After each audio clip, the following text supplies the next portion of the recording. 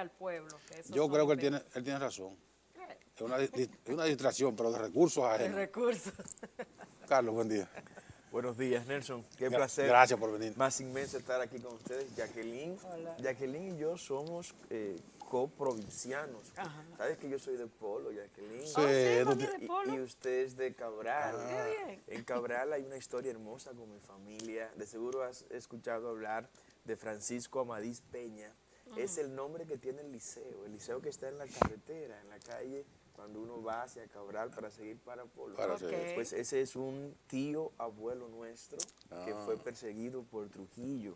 Fue de los grandes luchadores antitrujillistas en toda esa zona. De manera bien. que somos coprovincianos. Jacqueline, un placer estar aquí con ustedes. Pues yo tengo también una buena historia de Cabral, porque mi hermano mayor, Ah, sí.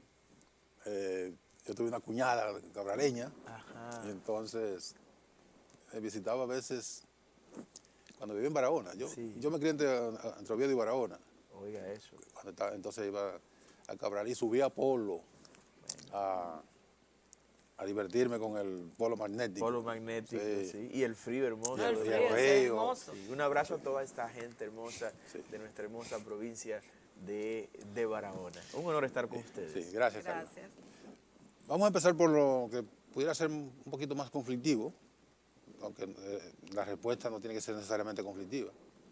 Pero es el caso de los partidos que fueron, que la Junta desestimó su solicitud de reconocimiento, entre los cuales estaba el partido Generación de Servidores, que preside Carlos Peña. Entonces, de esos 9 partidos, de repente reconoció uno, pero la Junta puede tener todavía una condescendencia y ustedes le han pedido una reconsideración de esa decisión de negarle el reconocimiento. Para no meternos en el otro caso, que yo sí puedo decir qué pasó ahí. Pero, lo voy a decir, pero Carlos no tiene nada que ver con eso. Incluso si Jacqueline tampoco quiere meterse ahí. ¿Qué pasó con el partido País Posible? Que fue rechazado rechazado no, desestimada la solicitud de reconocimiento.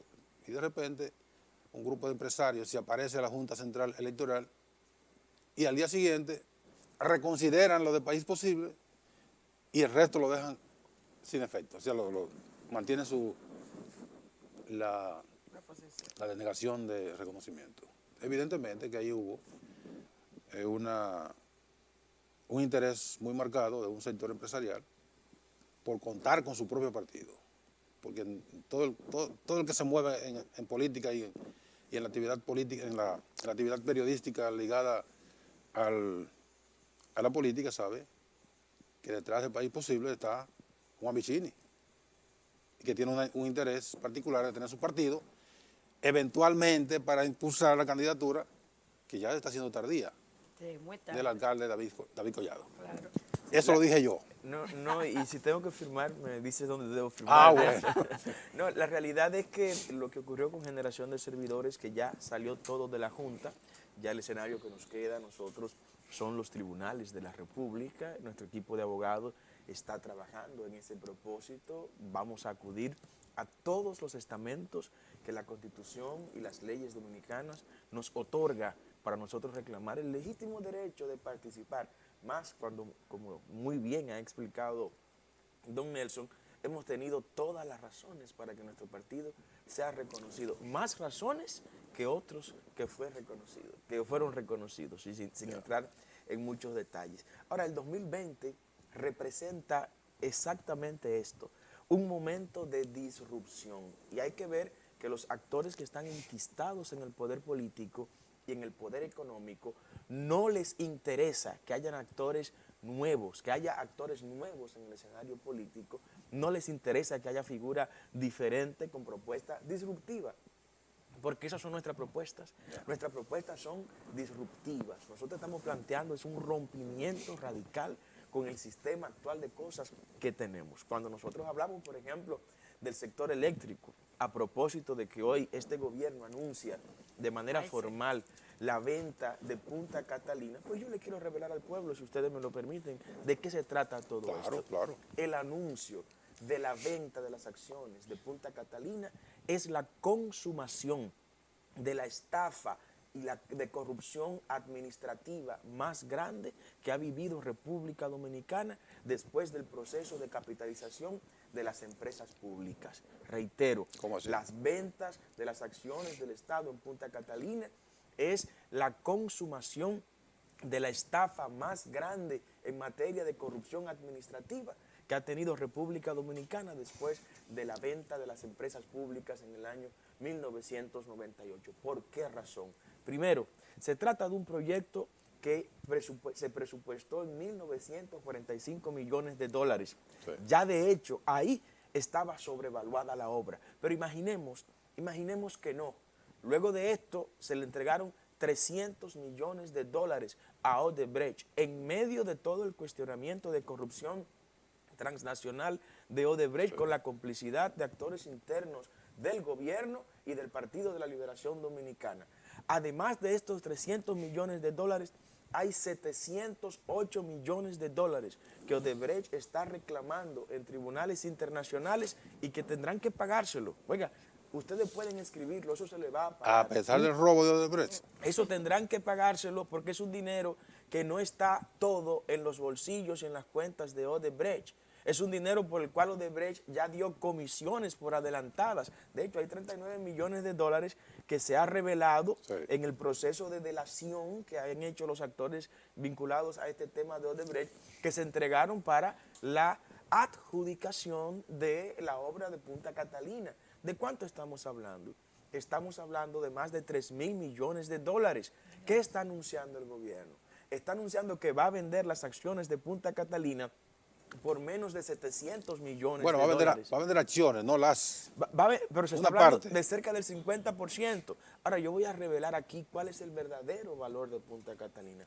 El verdadero valor de Punta Catalina no son las máquinas que están instaladas allá en esa comunidad que se llama Punta Catalina, que están en Baní. No son esas máquinas, no son las turbinas, no, para nada, no son las calderas, no es ni siquiera el puerto carbonero que tiene esa central termoeléctrica. El valor más grande que tiene Punta Catalina es el contrato, pueblo dominicano, es el contrato. Estamos hablando que Punta Catalina tiene un contrato de 30 a 40 años. 60 años. De operación. 60 años. Estamos hablando que ninguna termoeléctrica en el país, ninguna empresa eléctrica en el país tiene el contrato de largo plazo, como se llama Power Purchase Agreements, un APP, un PPA. Ninguna empresa eléctrica tiene el contrato en términos de tiempo y magnitud, o sea, cantidad de megavatios contratados que tiene Punta Catalina. Aquí de lo que se trata... O sea, un mercado cautivo. Es una clientela cautiva, por eso dicen correctamente que los dueños de Punta Catalina son las 3 empresas distribuidoras de electricidad, porque para poder instalar el Estado energía eléctrica, la ley de electricidad 125-01 y su reglamento establece que cada distribuidora de electricidad tiene derecho a contratar, inclusive hasta sin licitación, el 15% de la demanda instalada. Cuando usted totaliza ese porcentaje, Punta Catalina suma esa parte. Ahora, el fracaso de Punta Catalina, ¿dónde está? El fracaso de Punta Catalina es que Punta Catalina como central termoeléctrica son 740 megavatios aproximadamente. Y se pensaba que con la entrada de esa nueva capacidad instalada se iba a cubrir el déficit eléctrico. Pues anoten esto, en los 7 años de gobierno, de este gobierno fracasado en materia energética y en otras áreas, se han acumulado por demanda vegetativa. La demanda vegetativa es el crecimiento. Sí, que se haga o no se haga nada. Se haga o no se haga nada, de manera espontánea, cada año se suman 150 megavatios más que el pueblo demanda de energía. Por ejemplo, los hijos tuyos, Jacqueline, cuando se casen, van a comprar nuevas neveras, se van a mudar en una casa, tendrán más necesidad de energía eléctrica. Por ese concepto se agrega todos los años 150 megavatios de manera espontánea. ¿Sabe cuánto suman esos 150 megavatios multiplicados por los 7 años de gobierno? 1.050 megavatios. O sea que Punta Catalina No ni resuelve. siquiera No para resuelve. cubrir el déficit energético generado Oh, en el Dios. gobierno de Danilo Medina va a servir, pero tampoco va a servir para bajar el precio del kilovatio hora. Danilo Medina y su gobierno no han bajado un solo centavo al Al kilovatio contrario. hora desde el año 2012. Bueno, la idea era, cuando vengamos de la pausa, Carlos, la idea de Punta Catalina, que lo dijo el presidente Danilo Medina en la campaña del 12, la idea era que el Estado iba a tener una reserva fría, como le llaman. Sí. Carlos es ingeniero eléctrico, o sea que el lenguaje lo conoce más que yo.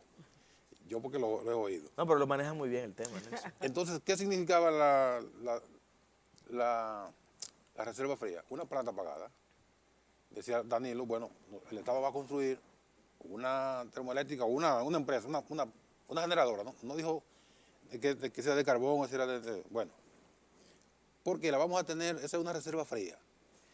Cuando los generadores que estrangulan al Estado nos chantajeen, como decía él, que van a pagar al país porque no le estamos pagando, porque el Estado no tiene para pagarle. Nosotros decíamos, ¿a ustedes pagan? Nosotros prendemos. Pues Y hoy yo- podrán prender todo y aún seguiremos apagados. Oh, Y Dios mío. yo recuerdo que tú estabas en esa campaña, No, y estábamos de acuerdo, porque Nelson. tú eras dirigente del PLD en ese momento. No, y aunque no lo fuéramos, Nelson, estábamos de acuerdo, porque el proyecto viene con 740 megavatios a carbón mineral, va a reducir el precio del kilovatio hora y va a satisfacer el déficit. Si entraba en el 2014 Teóricamente. Pero, o en el 2015. Iba a reducirlo teóricamente, Sí. porque el precio del kilovatio hora se mantiene. No, lo iba a reducir, Nelson, si entraba en los plazos que había entrado. ok. ¿Por qué? Porque al yo inyectar esta energía nueva, iba a desplazar energía cara. Hoy Punta Catalina no desplaza a nadie, todo lo contrario. Entra Punta Catalina y siguen las caras. Y faltan Sigue la 400 megavatios de déficit, Oh, Dios. solo generado en los 7 años de gobierno, porque todavía falta satisfacer los 1.500 megavatios de déficit que heredó Danilo Medina en el año 2012. O sea que el déficit real, aún con Punta Catalina produciendo toda capacidad, superará los 2.000 megavatios en este país. Entonces pero tienes el pueblo razón. no sabe en base a eso, porque el pueblo, la esperanza que tenía el pueblo era que cuando se prendiera Planta Catalina, cuando arrancara, se iban a disminuir los apagones. Esa era la Y es- idea, pero no como dice Carlos, La corrupción esa no es. y el tiempo se tragó los beneficios que iba a traer Punta Catalina. Oh, Dios. Vamos a la pausa, cuando regresemos vamos a hablar con Carlos un poco más de energía, pero de política después, porque el ministro de Hacienda, Donald Guerrero, sorprendió el otro día a la población cuando dijo el problema energético se podía resolver en el año 2023. Estamos al 19. De aquí al 23, ¿cuántos años faltan? Son 4 Vamos a la pausa y venimos ahora. y siempre se prolonga.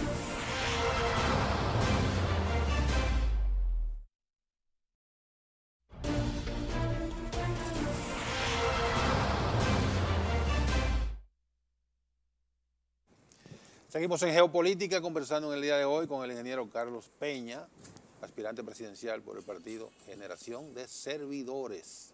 Es un partido nuevo en el ambiente. Carlos, antes de la pausa, hablábamos del caso de las declaraciones que a mí me sorprendieron grandemente por todo la información que uno manejaba y además la vehemencia del presidente Danilo Medina que la Punta Catalina iba a resolver los problemas, pero me sorprendió que el ministro Guerrero dijera que para el año 2023 habría una solución. O sea, venimos venciendo plazos y poniendo nuevos plazos. Posponiendo.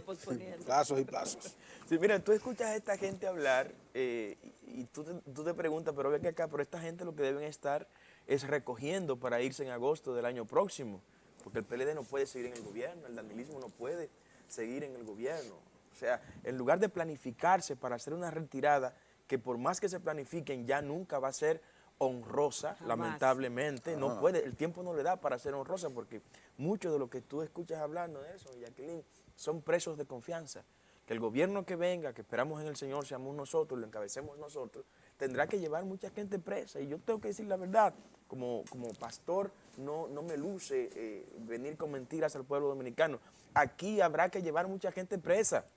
Aquí habrá gente que tendrá que explicar cómo una planta, una termoeléctrica, en el caso de Punta Catalina, de 1.945 millones, hoy me están hablando de más de 3.000 millones. Pero viene otro elemento. Ustedes con 7 meses que le queda de gobierno es para estar haciendo transacciones de este volumen de dinero, como es el de Punta Catalina, porque aquí hay un elemento que el pueblo desconoce. ¿Sabe con qué dinero se ha construido Punta Catalina? Punta Catalina está construido con el dinero que en estos 7 años se nos debió rebajar de la tarifa eléctrica. El precio del combustible que se utiliza para fijar el precio de la tarifa eléctrica ha bajado un 30% comparado con el periodo previo a Danilo Medina entrar al gobierno. Esa rebaja de un 30% de la tarifa se debió verificar en estos 7 años. O sea, Jacqueline, si tú pagabas 1.000 pesos de energía eléctrica, te tocaba pagar nada más 700. ¿Qué dijo el gobierno? Jacqueline, no te voy a rebajar estos 300, sino que dame este dinero para nosotros construir Punta Catalina. O sea, Punta Catalina ha sido construida con el dinero que nos tocaba a nosotros, que debió quedarnos en los bolsillos. Entonces ahora esta gente salen con esta estafa, con esta burla. ¿Nosotros qué estamos planteando? Nosotros estamos planteando, primero, no solo redireccionar a Punta Catalina, sino reconstruir el sector eléctrico. Aquí hay 9 consejos de administración en el sector eléctrico. Sí. De este tiene un consejo, de norte tiene un consejo, de sur tiene un consejo, ET tiene un consejo, la de transmisión, EGI tiene un consejo. 9 consejos de administraciones. ¿Sabe cuánto se nos lleva esos 9 consejos de administración todos los años? 50 millones de dólares. A nosotros nos cuestan 50 millones de dólares esos consejos de administración. Nosotros estamos planteando unificar las 3 distribuidoras de electricidad en una sola empresa distribuidora de electricidad. Pero ahora viene mi pregunta, pastor. ¿Por qué si usted es tan eficiente en lo que es su gestión eléctrica? Porque yo estuve viendo y usted hizo un ahorro de más de 56 millones. Sí. Entonces, bueno, si usted le estaba dando ese servicio tan excelente al pueblo, ¿qué lo hizo renunciar a eso y no continuar en ese objetivo que ya iba? Es que, Jacqueline, hay veces que quedarte en algunos escenarios es hacerte cómplice silente de lo que ahí está ocurriendo.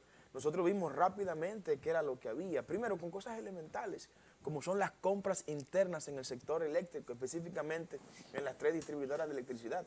Hay una mafia en lo que a la compra de materiales e insumos se refiere en las 3 distribuidoras de electricidad. El cuñadismo, como dicen en España. Cuando eso explote, pues aquí no habrá piedra sobre piedra que no sea derribada. Que la onza va a ser así. Va a quedar muy pequeño. Okay. Nosotros encabezamos la negociación, Jacqueline Nelson, por medio del cual le ahorramos al pueblo 56 millones de dólares todos los años, cuando renegociamos el contrato con Palamara La Vega, que se llevaba de manera ilegal 56 millones de dólares. Nosotros encabezamos la negociación por medio de la cual le ahorramos al pueblo dominicano más de 100 millones de dólares, cuando le demostramos a AES que el Estado no le debía ese dinero, sino que AES le debía 87 millones de dólares al Estado dominicano. Pero también estamos diciendo algo en el sector eléctrico.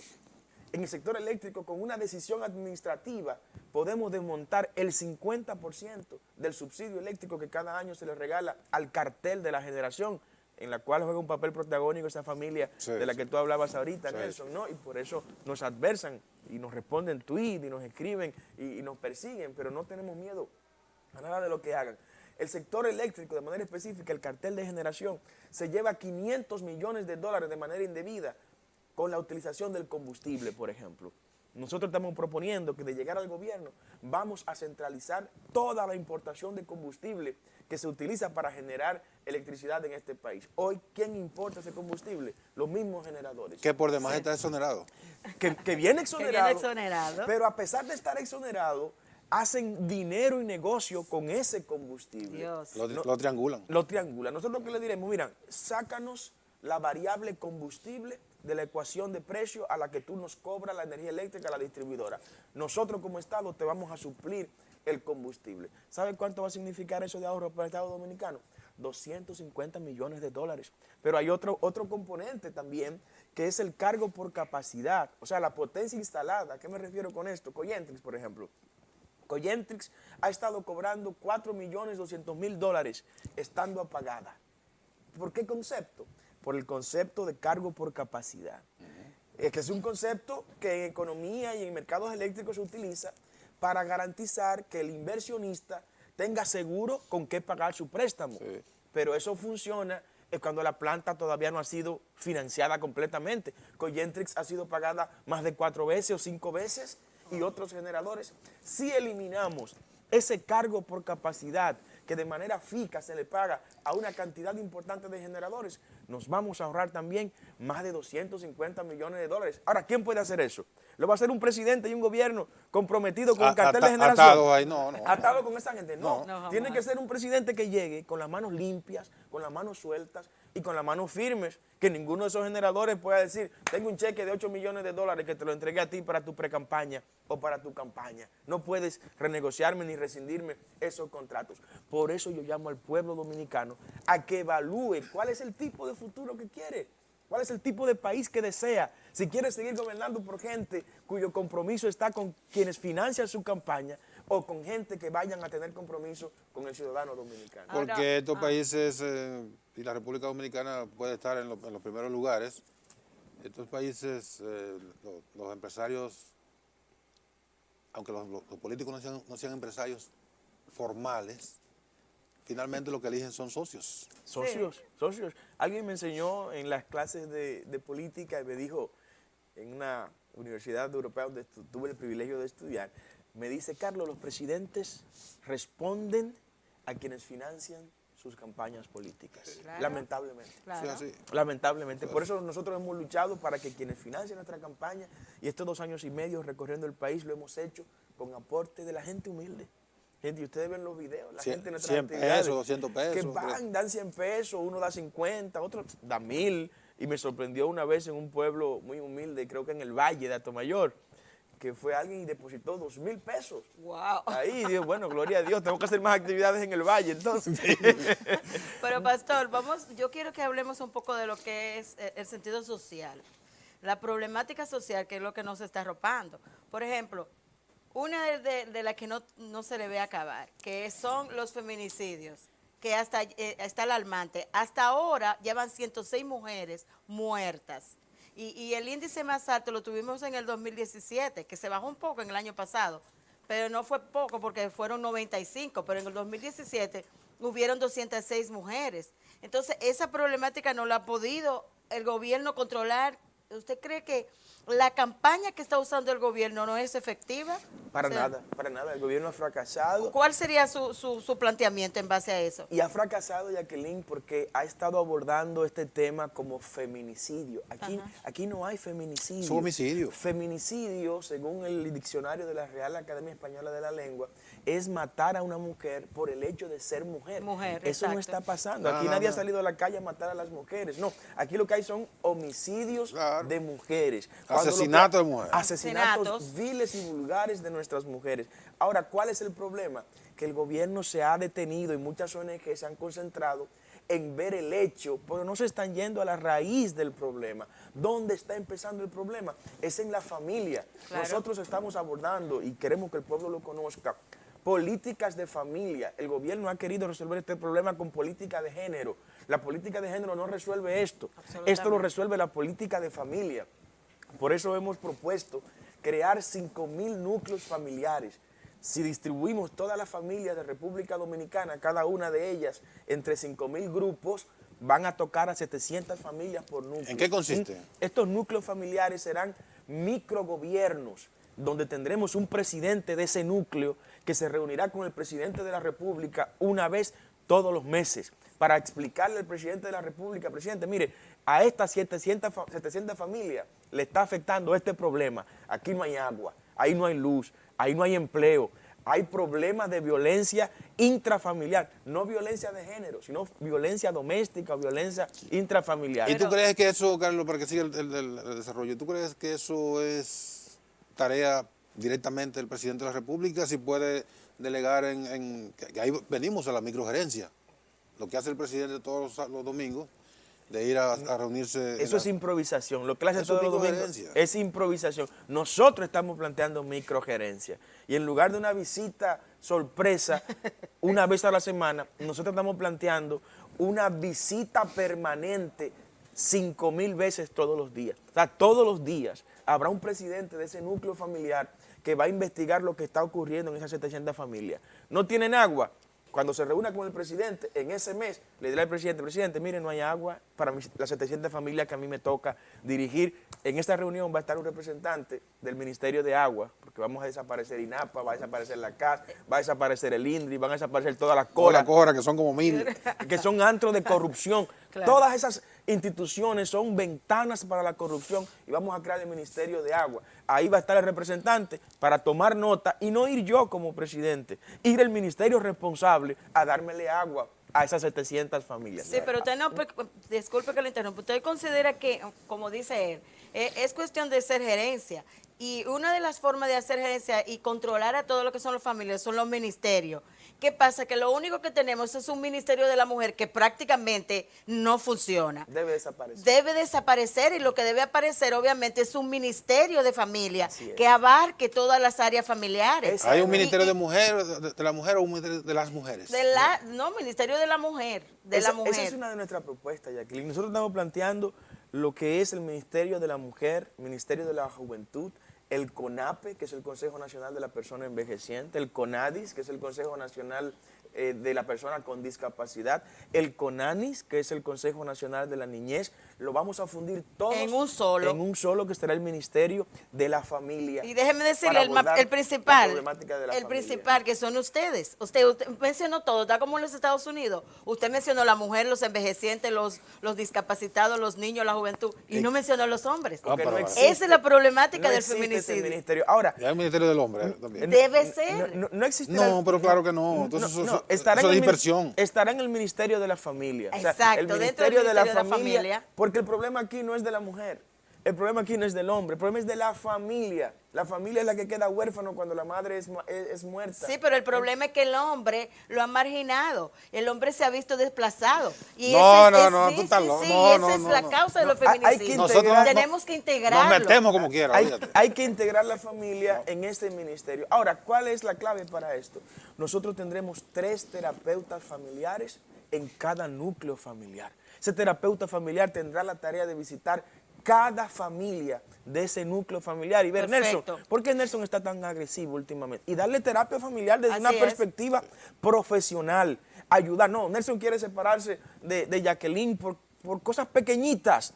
Ese terapeuta familiar va a entrar a esa familia, tendrá fe pública para que tenga acceso a entrar a la familia y de manera gratuita darle terapia familiar para evitar los homicidios de mujeres, para reducir la tasa de divorcio que tenemos. Estamos entre los países que más se divorcian en toda América Latina. Y todo esto son problemas que desencadenan lamentablemente en los homicidios de nuestras mujeres.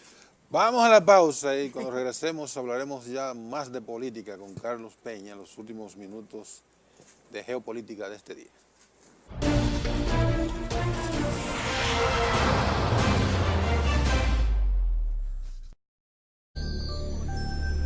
EN Televisión, lo que tienes que ver.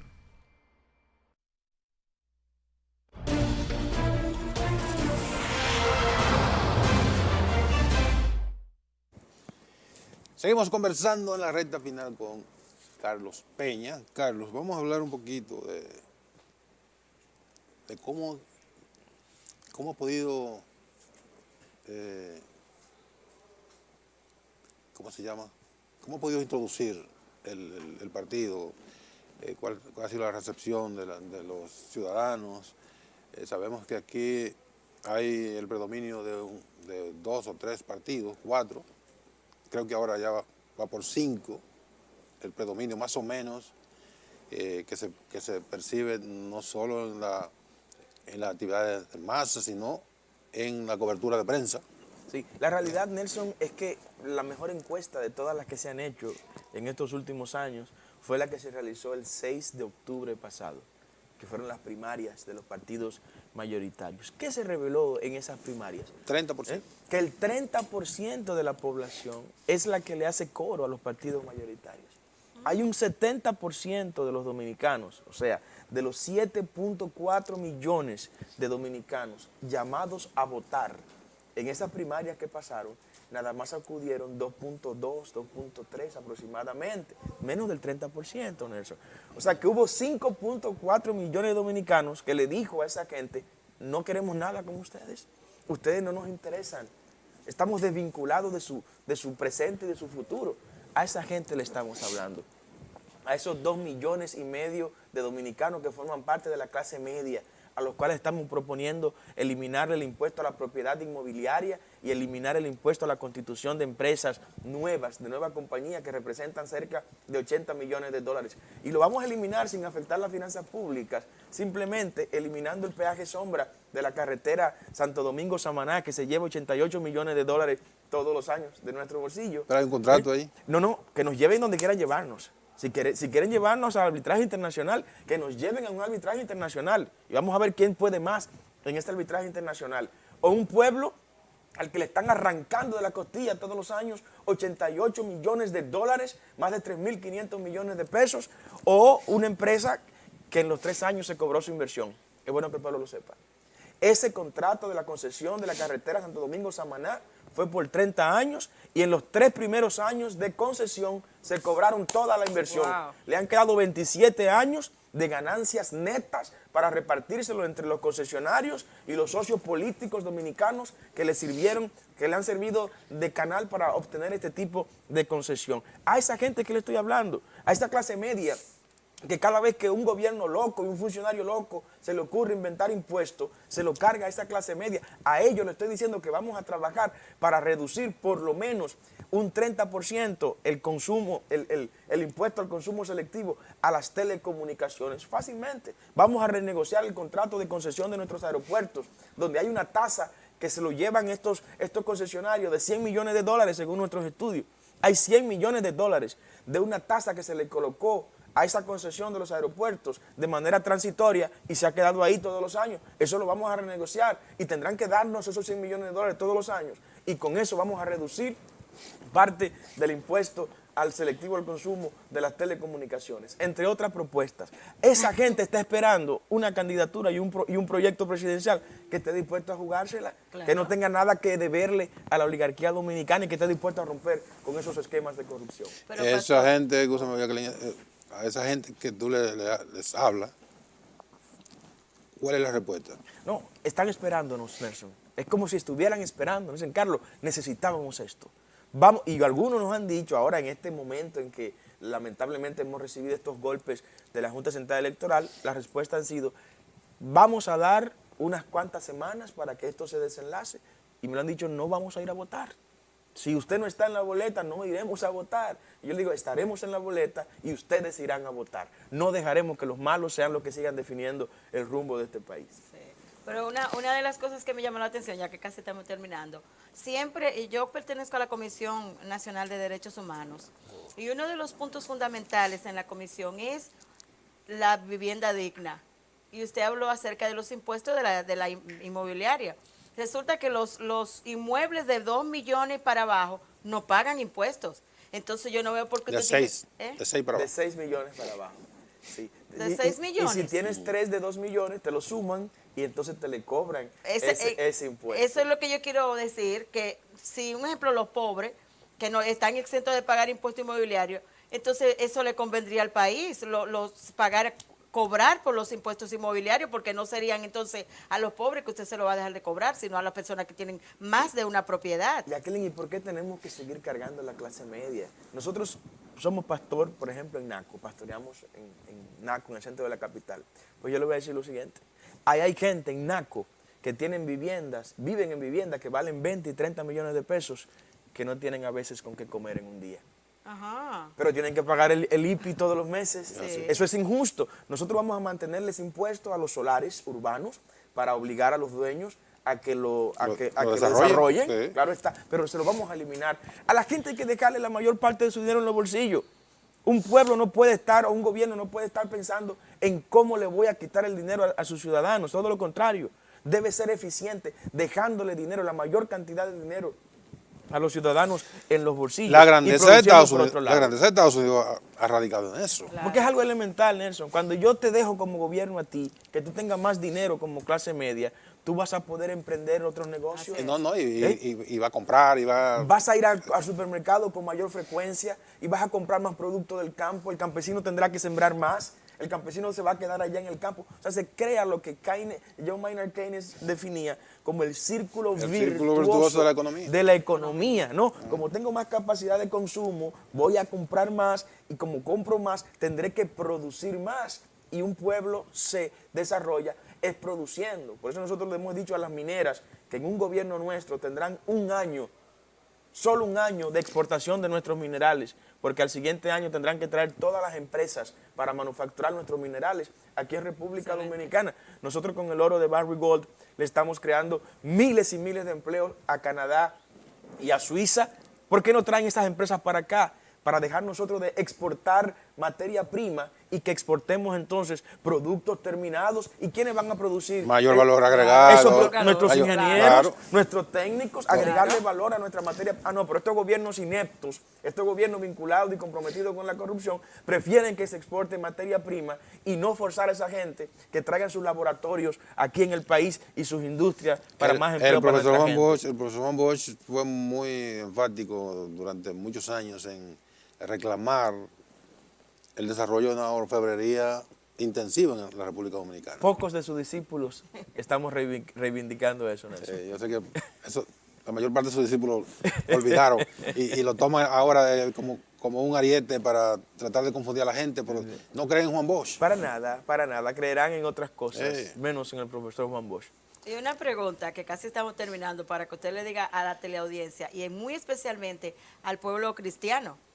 ¿Cuál es la estrategia que usted tiene para convencer? Porque el pueblo dominicano es 97% creyente, no evangélico ni no, sino de toda la religión, creyente. Entonces hay un problema en el pueblo, que el pueblo tiene dos problemas. Uno, las mujeres no apoyan a las mujeres y los cristianos no apoyan a los cristianos. Entonces, ¿cuál sería la estrategia que usted utilizaría para convencer a los cristianos, a los creyentes, a que voten por usted? Bueno, primero, el candidato presidencial que les habla fue quien, cuando pasó por el Congreso, introdujo la Biblia en la Constitución, que nunca estuvo, excelente, lo hizo, para que esté en el escudo de la bandera. Estamos comprometidos con nuestra fe judeocristiana. Nosotros creamos por la ley 331-09 el Día Nacional de la Comunidad Evangélica y Protestante, que es el 31 de octubre. Nosotros encabezamos la lucha interna en el Congreso para que el respeto y el derecho a la vida esté desde la concepción hasta que muera la persona de manera natural. Nosotros le dimos el derecho a los más de 18,000 pastores evangélicos que tiene el país para que puedan oficiar matrimonios con efectos civiles, con una propuesta nuestra en la Constitución de la República. Sí, que fue una igualdad. Tenemos una historia de compromiso en la lucha contra la ideología de género, la lucha contra el aborto. Fuimos los que legislamos en contra del matrimonio igualitario y establecimos en la Constitución, fue parte de nuestra propuesta, que el matrimonio en República Dominicana sea la unión legal entre un hombre y una mujer nacidos tales. Esto pasó por nuestras manos, de manera que si buscan un candidato comprometido con los principios judeocristianos de nuestra nación, aquí estamos nosotros. No vamos a instrumentalizar la fe de ninguna manera para conseguir apoyos políticos, pero si quieren un gobierno dirigido por una persona que no solo sabe de los temas de la fe judeocristiana, sino que conoce el Estado al dedillo en sus interioridades, nosotros estamos aquí. No habrá excusa para decir que tuvieron que votar, como dijo Nelson, por el menos malo. Gracias. Gracias, Carlos. Gracias, Jacqueline. Bueno, tremenda la participación de Carlos. Me dejaste muy buena. Y quedaron temas. Muy agradecido. No, quedan temas. Y estoy a la orden de ustedes. Gracias. Más adelante, cuando entremos en el mayor fragor, pues ya estamos en el fragor, vamos a volver a debatir esos temas. Será un honor. A ustedes gracias por su atención este día. Mañana, Dios mediante, a las 11 de la mañana, otra entrega de Geopolítica. Sigan con EN Meridiano, que yo también voy a estar ahí ahora.